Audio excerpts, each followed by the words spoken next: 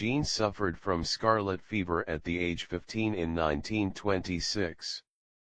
This may have contributed to her untimely death from kidney disease on June 7, 1937 at the age of 26.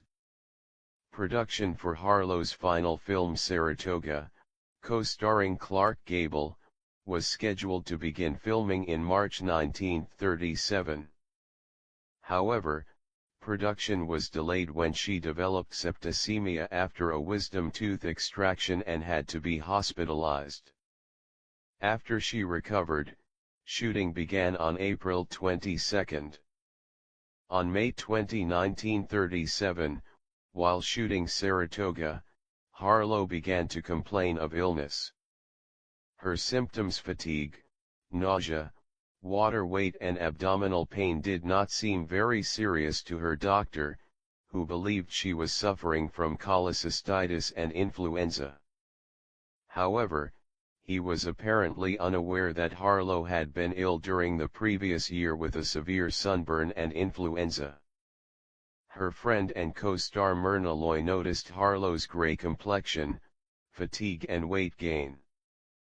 On May 29, Harlow was shooting a scene in which the character she was playing had a fever. Harlow was clearly sicker than her character and, when she leaned against co-star Gable between scenes, said, "I feel terrible. Get me back to my dressing room."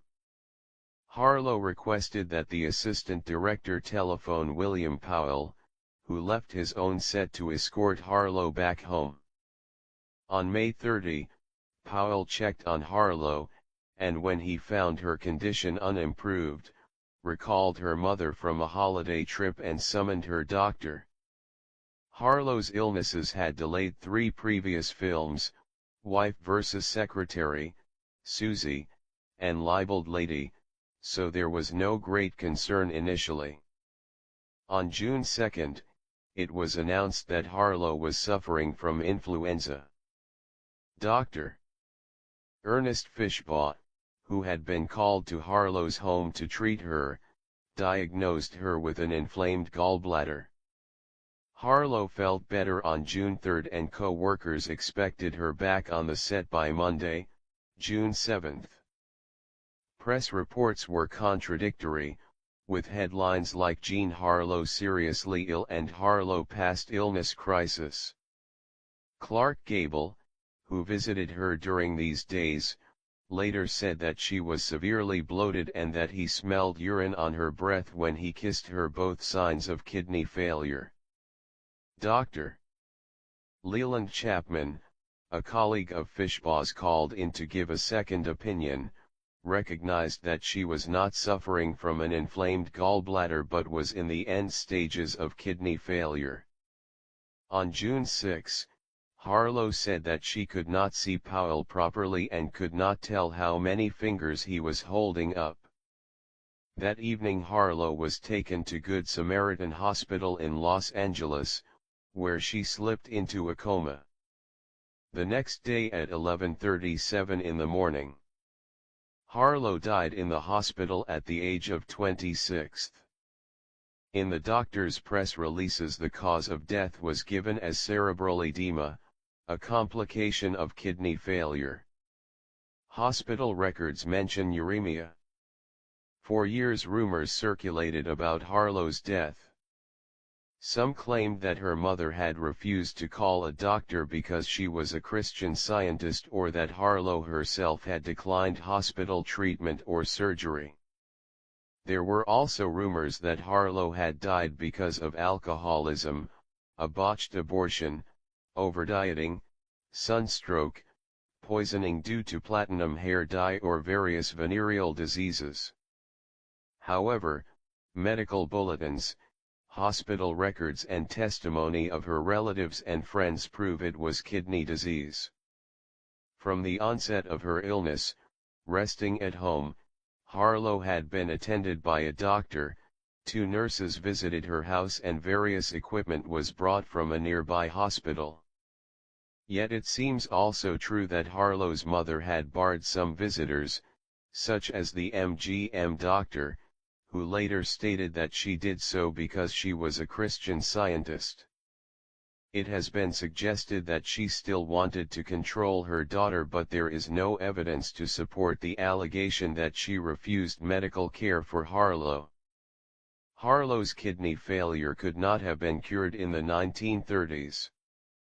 The death rate from acute kidney failure has decreased to 25% only after the advent of antibiotics, dialysis, and kidney transplantation.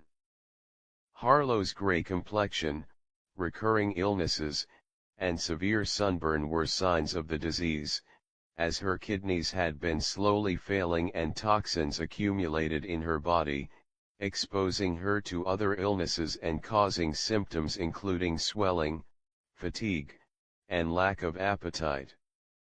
Toxins also adversely affected her brain and central nervous system.